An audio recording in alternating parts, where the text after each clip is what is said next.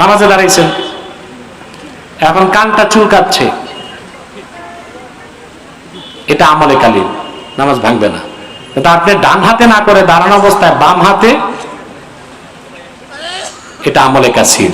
কারণ আপনি বাম হাত উঠানোর সময় আগে ডান হাত উঠাইছেন, তারপর বাম হাত উঠছে, তারপর কান চুলকালেন, তারপর বাম হাত রেখে আবার ডান হাত রাখছেন, 3-এর অধিক হয়ে গেছে, এটা আমলে কাসির হয়ে গেছে। মসজিদে এশার জামাত চলাকালীন সময় দ্বিতীয় রাকাতে বিদ্যুৎ চলে যাওয়ায় অন্ধকারের কারণে নামাজ রত অবস্থায় নিজের পকেট থেকে বাটন ফোন বের করে ফোনের লক খুলে ফোনের লাইটটি জ্বালিয়ে সামনে রেখে আবার তৃতীয় রাকাতে বিদ্যুৎ চলে আসায় আবার একই পদ্ধতিতে ফোনের লাইট বন্ধ করে, এখন ওই ব্যক্তির নামাজ হবে কিনা? নামাজ বাতিল।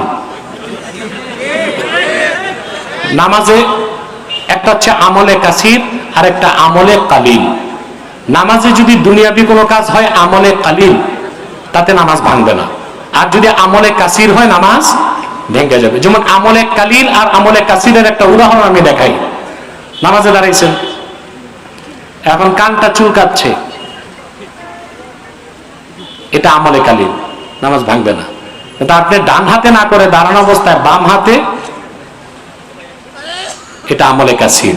কারণ আপনি বাম হাত উঠানোর সময় আগে ডান হাত উঠাইছেন, তারপর বাম হাত উঠছে, তারপর কান চুলকালেন, তারপর বাম হাত রেখে আবার ডান হাত রাখছেন, 3-এর অধিক হয়ে গেছে, এটা আমলে কাসির হয়ে গেছে। কি হয়ে গেছে? কারণ আপনি যে মোবাইল ফোন কারেন্ট চলে গেছে খুলছেন, বাটন মোবাইল লাইট জ্বালাইছেন, তারপরে আবার তৃতীয় রাকাতে লাইট বন্ধ করছেন, আপনারটা আমলে কাসির তো হয়েছে, নামাজ বাতিল হয়ে গেছে। কারেন্ট চলে গেছে, এটা আপনার ঠেকা পড়ছিল লাইট জ্বালানো।